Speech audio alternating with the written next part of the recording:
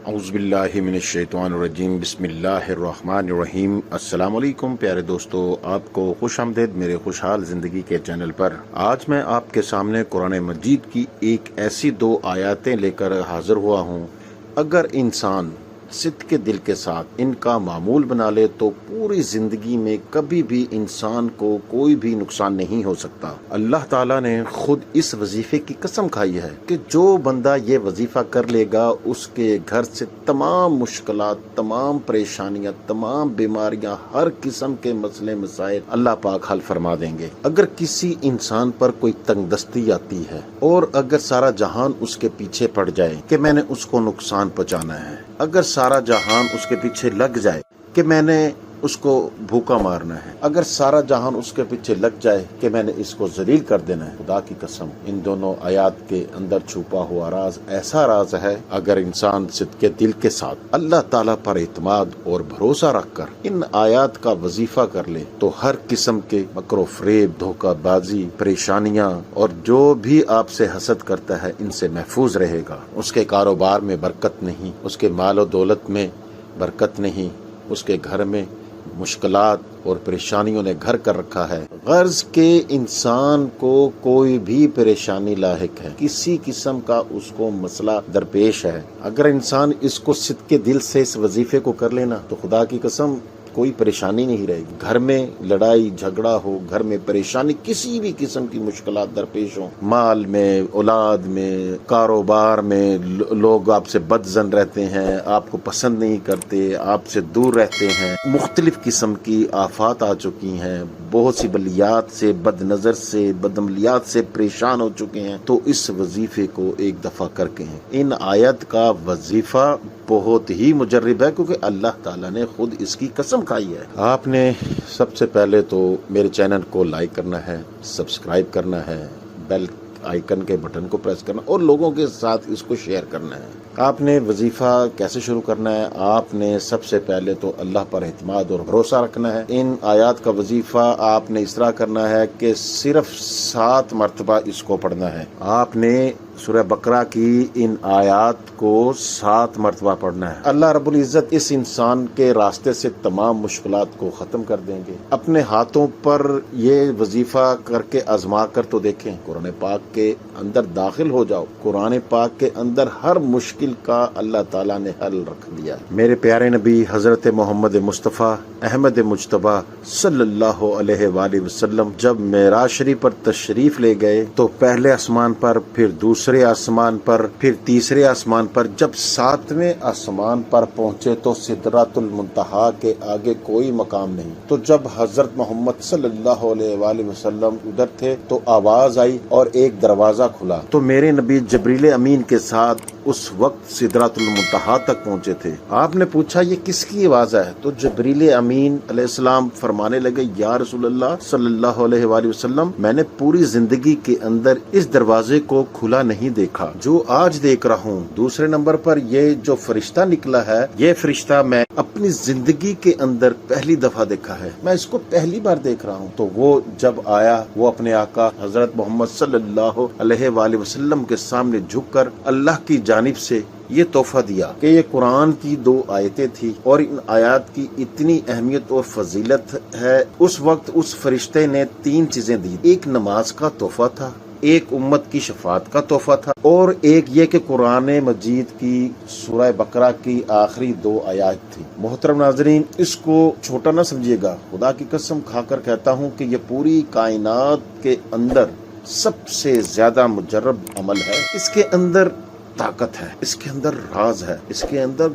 گمسم ہو جاؤ، دنیا خدا کی قسم آپ کی ہو جائے گی۔ اس کے اندر گم ہو جاؤ، دنیا خدا کی قسم آپ کی ہو جائے گی۔ دنیا کے پیچھے گھوم رہے ہو تم لوگ جہاں سے کچھ نہیں ملے گا، اپنی زندگی کو تباہ کر رہے ہو، وہاں سے بھی کچھ نہیں ملے گا۔ اگر ملنا ہے تو اللہ کے قرآن سے سورہ بقرہ کی آخری 2 آیات آپ ایک دفعہ سماعت تو فرما لیجیے۔ اعوذ باللہ من الشیطان الرجیم، بسم اللہ الرحمن الرحیم۔ آمن الرسول بما انزل علیہ من ربہ والمؤمنون کل آمن باللہ وملائکتہ وکتبہ ورسلہ لا نفرق بین احد من رسولہ وقالوا سمعنا واطعنا غفرانک ربنا وعلیک المصیر لا یکلف اللہ نفسا الا وسعها لها ما کسبت وعلیہا ما اکتسبت ربنا لا تؤاخذنا ان نسینا او اخطانا ربنا ولا تحمل علینا اصرا كما حملته على الذین من قبلنا ربنا ولا تحملنا ما لا طاقة لنا به واعف عنا واغفر لنا وارحمنا انت مولانا فانصرنا علی القوم الکافرین۔ محترم ناظرین، یہ ہے سورہ بقرہ کی آخری 2 آیات۔ ایک روایت کے مطابق قرآن مجید میں یہ سورہ بقرہ کی آخری 2 آیات ہیں، ان کے اندر سب سے زیادہ طاقت ہے۔ قرآن پاک کی آیت مبارکہ کو آپ نے 7 مرتبہ پڑھنا ہے، جو زیادہ طاقتور اور دلائل ہے کتاب و سنت کی روشنی سے، علماء کرام کی روشنی سے، تو وہ ہے سورہ بقرہ کی 2 آیات جو میں نے آپ کو پڑھ کر سنائی۔ تو یہ آپ نے اس طرح کرنا ہے کہ رات کو سونے سے پہلے ان کو 7 مرتبہ پڑھنا ہے۔ اول و آخر آپ نے نبی صلی اللہ علیہ وآلہ وسلم پر درود پاک پڑھنا ہے، صرف ایک بار پڑھ لیں یہ، لیکن یہ یاد رہے کہ آپ نے ان آیات کے شروع میں اور آیات کے بعد نبی اکرم صلی اللہ علیہ وآلہ وسلم پر درود پاک پڑھنا ہے، یہ مت بھولیے گا۔ اور پھر آپ نے اللہ کے سامنے ہاتھ اٹھا لینے ہیں۔ یہ 2 آیات رحمت کا سمندر ہے، ان کے اندر راز چھپے ہوئے ہیں۔ جو ان 2 آیات کو جانتا ہے نا، جو ان کے اوپر غور کرتا ہے، ان کو پتہ ہے ان کی اہمیت کیا ہے۔ عام انسان کو ان کی اہمیت کا نہیں پتہ چل سکتا۔